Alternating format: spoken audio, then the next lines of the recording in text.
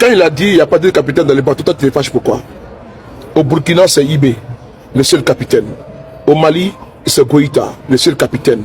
Au Niger, c'est Tiani, le seul capitaine. Il faut mettre le point sur les i. Il y a beaucoup de choses que Dieu a mis à la disposition des humains. Mais il faut qu'on utilise notre cerveau pour transformer la chose. Si les gens nous ont esclavagisés, on a eu du retard. Mais aujourd'hui, il n'y a pas d'explication, il n'y a pas de raison.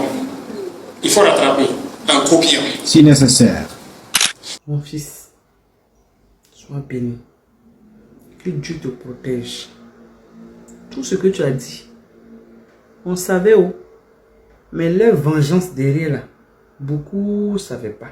Mais ils ont toujours utilisé le noir contre le noir. N'allez même pas loin chercher. Nos ennemis sont avec nous. Je comprends maintenant la situation de la Côte d'Ivoire. Pourquoi nos garçons deviennent des demoiselles et nos filles deviennent des petits garçons. C'est pour réduire notre enfantement. Je comprends pourquoi quand les femmes vont accoucher, en même temps on leur fait césarienne. C'est pour les réduire à 4 grossesses, pas plus. Si tu as la chance, 4 grossesses. Sinon, tu peux faire que 1 ou 2. Je comprends mieux la situation de la Côte d'Ivoire actuelle. Où le peuple, dès que tu parles des choses sensées, ils sont dans la médiocrité, dans les injures, en train de danser, s'amuser, se dévier de la réalité de leur vie, leur souffrance. Fermer les yeux. Tout le monde veut devenir riche vite et mourir vite. Parce que toutes ces maisons, ces quartiers qui sont en train de déguerpir, on va voir ce qui va pousser là-bas. Et les gens qui vont habiter, si ça sera nous ou ça sera d'autres couleurs. Vraiment, la Côte d'Ivoire paye la facture très salée de ce qu'ils n'ont pas pu atteindre. Parce qu'ils sont allés les défier devant l'hôtel Ivoire. La Côte d'Ivoire est sortie défier l'armée des Occidentaux. Et comme on n'a pas abouti, ce sont eux qui ont gagné. Aujourd'hui, tous les Ivoiriens, avec même les 2 camps qui se battent là, qui se battaient, c'est-à-dire le camp de Laurent Gbagbo et le camp de Alassane Ouattara, les 2 camps sont en train de payer cette punition. Parce que quand vous buvez des bières, vous bolossez des Kadhafi, les drogues sont vendues de partout. Là, les sucreries que vous buvez, les poulets que vous mangez, les injections qu'on les fait, ce qu'on met dans la nourriture de ces poulets, vous ne savez pas. Dans votre agriculture, les produits qu'on partage, ça vous donne plein de maladies. Je comprends mieux la facture que la Côte d'Ivoire est en train de payer. Hier, les Ivoiriens ont crié. Ils ont crié dans le désert. Personne ne les a écoutés. Ils ont utilisé la religion pour dire que c'est l'islam, un musulman, parce qu'on ne veut pas un musulman. Et les musulmans et les chrétiens se battent. C'est le nord et le sud. Comme on le dit chez nous en Côte d'Ivoire, c'est les Boulas et les Bousmani qui se battent. Or que ce n'était pas vrai. Ce n'était pas vrai. C'était du mytho, du pipeau. Pour pouvoir nous aplatir. Merci Ibé de nous éclairer. Merci mon fils. S'ils veulent encore chier, tu sors. Tu casses encore les loups papos. De ces gens qui disent que nous là, on ne peut jamais changer. Avec les réseaux, il y a beaucoup qui ont compris. Et Dieu est en train de délivrer beaucoup. On va toujours continuer à éveiller, à parler. Et Dieu va travailler dans la vie et dans le sang, dans le cœur des Africains. Merci mon fils. Que Dieu te bénisse. Écoute. On est focus. Moi, je n'ai pas abandonné ma jeunesse là pour venir m'amuser avec ma mission. Moi, je suis jeune, mais je n'ai plus de jeunesse à vivre. Moi, je n'ai pas sacrifié ma jeunesse pour rien. Je ne vais pas m'amuser avec ma mission. J'ai un rêve pour mon pays et le rêve va se réaliser. Mais ils ont toujours utilisé le noir contre le noir. N'allez même pas loin chercher. Nos ennemis sont avec nous. Et ça m'amène à vous donner un conseil général. Vous voyez, nous sommes en révolution et on a pris une ligne. Et il faut que les gens restent concentrés. Beaucoup de gens disent qu'ils sont concentrés, ils sont révolutionnaires, mais c'est vous encore qui partez sur les pages des apatrides là et vous croyez à ce qu'ils racontent. Et vous vous affolez, vous inquiétez. Et vous êtes dans des états de trucs. Pourquoi? Restez concentrés. Le président Ibrahim Traoré est jeune. Il aurait pu s'enrichir, s'installer dans le luxe et laisser le pays pourrir. Il aurait pu faire comme beaucoup d'autres chefs d'État. Signer des contrats opaques, posséder des villas, des maisons, des comptes offshore, organiser des élections, voyager 3 à 7 fois par mois pour au final ne rien réaliser au pays, faire des promesses vides, pas d'eau, pas d'électricité, rien, pas de route. Mais posez-vous cette question. Pourquoi n'a-t-il pas fait depuis son arrivée au pouvoir, là où d'autres avant lui l'ont fait? Pourquoi sacrifier sa jeunesse? Tu vois certains critiquer le paysage du Mali, du Burkina ou du Niger lorsqu'ils atterrissent en avion. Mais à qui la faute? Depuis 1960, où est passé le développement que les politiciens promettaient à leur population pendant qu'ils s'enrichissaient et garantissaient l'avenir de leurs enfants à l'étranger? Aussi, mesdames et messieurs, cessez de nourrir les trolls, les bots, les sans-papiers qui vivent en Occident et passent leur journée à critiquer l'AES en leur offrant de l'audience sur leur panel de débats haineux. Avez-vous oublié que l'attention, votre attention, c'est la monnaie de cette guerre asymétrique? Chaque fois que tu rentres dans leur débat haineux, leur jeu, que tu réponds avec colère ou argument, tu augmentes leur visibilité. Ils jouent sur vos émotions, vous rendent agressifs et ça gonfle le audimat. On vous pousse à douter, à ne plus croire. Une petite attaque par-ci par-là, vous stressez, vous avez peur, vous paniquez. Mais l'Occident a perdu le monopole militaire et économique direct. Il passe à la domination narrative. Si on ne le fait pas, c'est qu'on refuse d'utiliser notre cerveau. Et si on refuse d'utiliser notre cerveau, ça veut dire quoi? Vous connaissez ce que ça stipule? Hein? Qu'on est contre Dieu. Puisqu'on veut dire qu'il n'a pas eu raison de nous donner un cerveau. Nous, on n'en a pas besoin. Les autres vont faire, nous, on va prendre. Donc ça veut dire qu'on a dit que Dieu s'est trompé. Et dans cette posture, on se met comme ennemi de Dieu, c'est pas bien. Voilà pourquoi il est fâché contre nous. Exactement. Ça, c'est pour les Réveillez-vous. Les faux images. Réveillez-vous, c'est profond. Mais ne riez pas.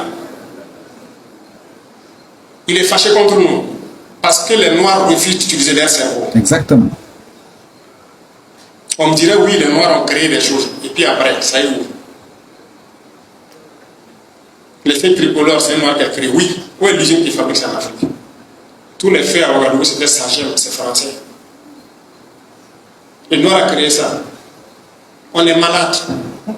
Tous les appareils aujourd'hui, IRM, scanner, quoi? Non, on fait quoi? Même les dirigeants dirigés dans la France-Afrique vont se soigner. Notre cerveau pour chercher à comprendre et puis faire. C'est vrai. Notre cerveau ne nous sert pas. Vraiment, on veut dire à Dieu qu'il n'a pas eu raison de nous donner un cerveau. Ça. Moi, je ne suis pas d'accord. C'est pourquoi j'invite tout le monde à se poser des questions, surtout les jeunes, je parle tout aux jeunes, pour que nous changions de paradigme. Écoutez Nous attentivement. devons chercher la connaissance, chercher à produire, chercher à être utile sur terre. Sinon, pour l'instant, là, c'est pas trop ça. C'est pas trop ça. Il faut qu'on participe. Vous les voyez, aujourd'hui, qu'on le veuille ou pas, vous voyez la guerre qui se passe, Iran et États-Unis. Ils sont assis à distance et puis se bombardent. Nous, on a créé quoi? Mais vous voyez, ce sont des Noirs qui sont assis, qui font des débats. Les États-Unis, c'est la puissance. C'est la puissance. Toi-même, tu fais quoi? Tu crées quoi? Hein? On ne va pas se concentrer. C'est sérieux. Si on les voit, ils font ça. Allons-y réfléchir comment on peut transformer le pétrole, comment on gagne le propergol pour propulser quoi? Réfléchissons. Les autres là, c'est pas Dieu qui est descendu les donner la connaissance. C'est le même cerveau qui les a donnés. Mais eux, ils ont décidé d'exploiter leur cerveau à bon escient. Mais nous, on a dit à Dieu qu'il n'a pas eu raison de nous donner un cerveau. Nous, on n'en a pas besoin. On n'a qu'à laisser et ils vont faire. Résultat de course. Ils viennent donc nous manipuler, nous cogner, on se fait la bagarre et ils prennent nos ressources et ils partent. C'était comme ça depuis le commencement. Comme des villages ont été installés dans cette région ici, Ils avaient été cherchés, réinstallés. Aujourd'hui, ils se tuent, ils font la bagarre chez Chefferie. Est-ce qu'on est normal? Mani Souris. Allah Mani Souris. Tout ça.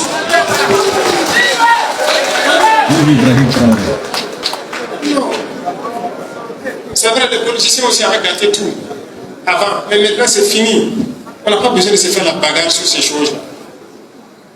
Donc, moi, j'invite surtout les jeunes à revoir notre copie pour qu'on ne soit plus dépendant des gens, pour qu'on ne soit plus à la traînée et qu'on crée, qu'on fasse beaucoup de choses. Parce que si on ne le fait pas, on va disparaître. On va disparaître. Parce que ceux-là, s'ils reviennent ici, vous allez envier le sort des morts. Vous allez envier le sort des morts, je vous jure. Écoutez, la nature même va s'énerver contre nous. Si aujourd'hui il se met à pleuvoir de certaines manières, on n'a même pas de bonne canalisation.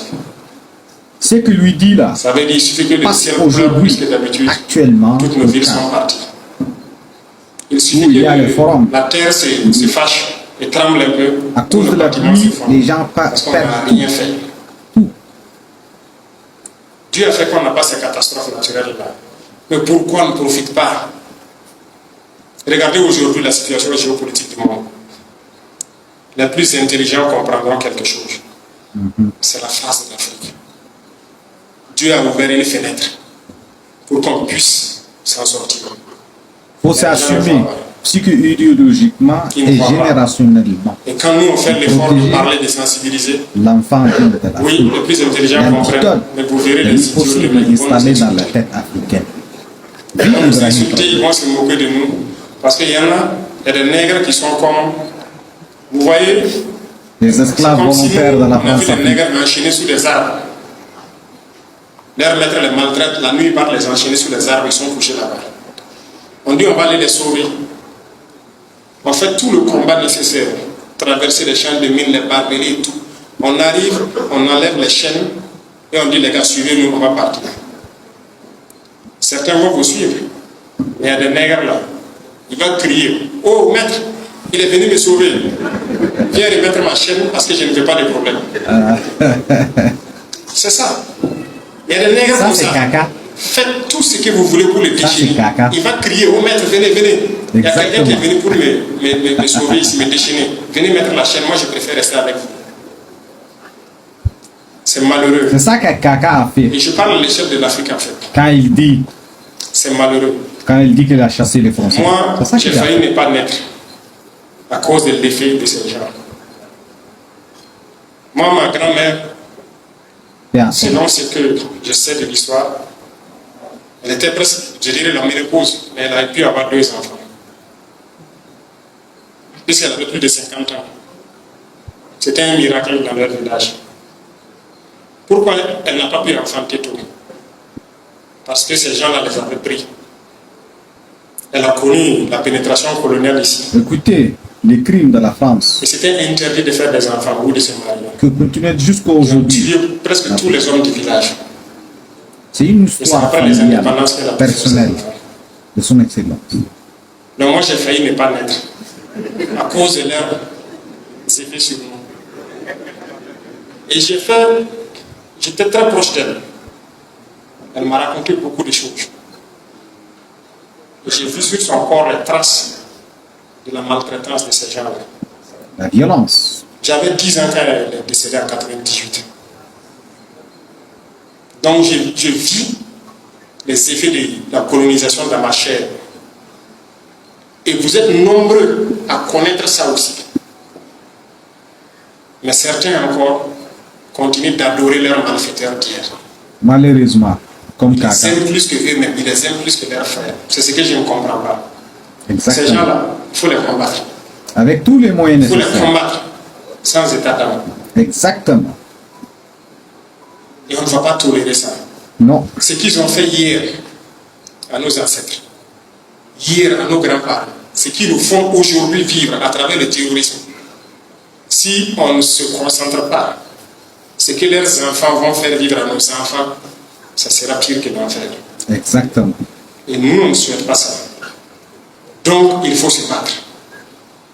Il faut se battre et arrêter d'être des traîtres.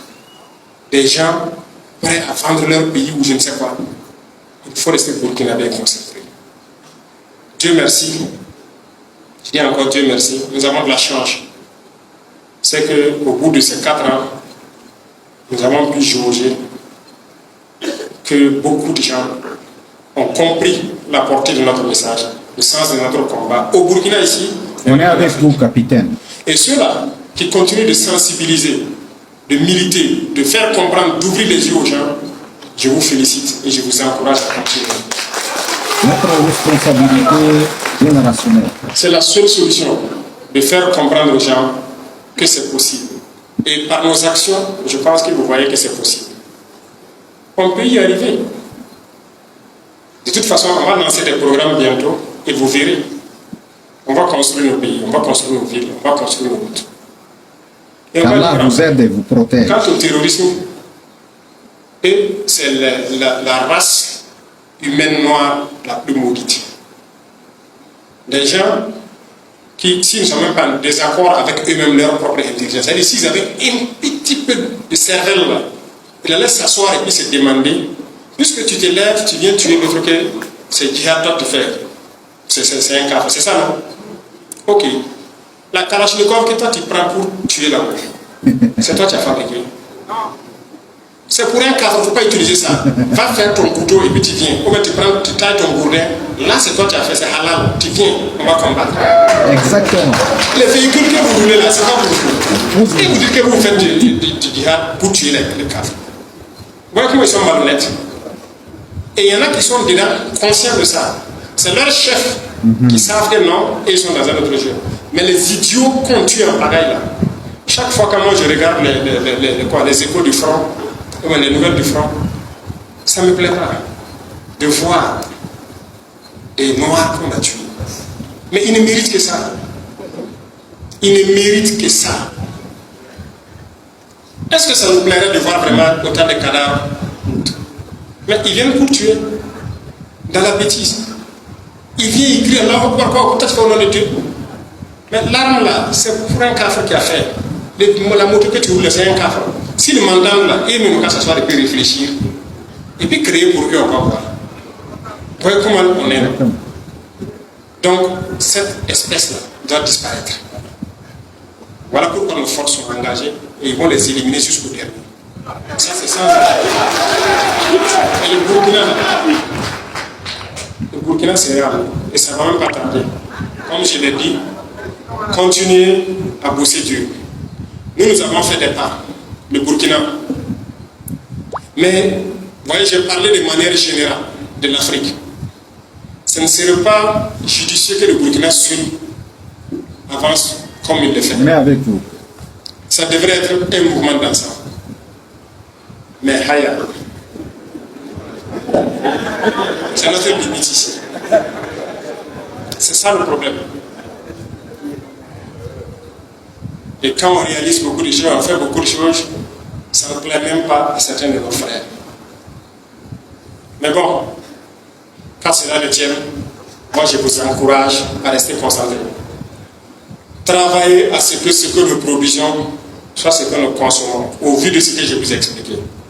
Travaillez à maintenir la cohésion sociale, à mettre le patriotisme en avant de toute considération, parce que nous sommes des humains a priori. Et chaque humain doit respecter l'autre humain, à cause de la vie que toi tu ne peux pas créer. Et ceux-là qui viennent pour donc nous ôter la vie ou nous pourrir la vie, nous allons les combattre avec la dernière énergie. C'est ça, cet état-là.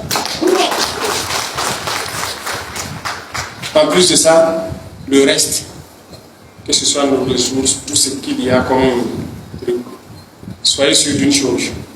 Le Burkina Faso est un miroir. Je vous l'ai dit. Les autres se reflètent dedans. Et tout le monde attend de voir. Allons vite. Prouvons-leur que c'est possible. Beaucoup de pays africains peut-être attendent de voir. Est-ce qu'ils vont pouvoir? Est-ce qu'ils vont y arriver? Les gars, allons vite. L'aliénation. Allons-y. On On va y arriver. À chaque fois que nous faisons quelque chose, si les gens sont à côté, ils aboient, ils font quoi? Ne les regardez pas. Quand vous voyagez là, c'est pas chaque chien qui aboie que tu prends un caillou, t'arrêtes pour lapider. Non, continue. Il va voir à la fin là où tu es arrivé. C'est ça le plus important.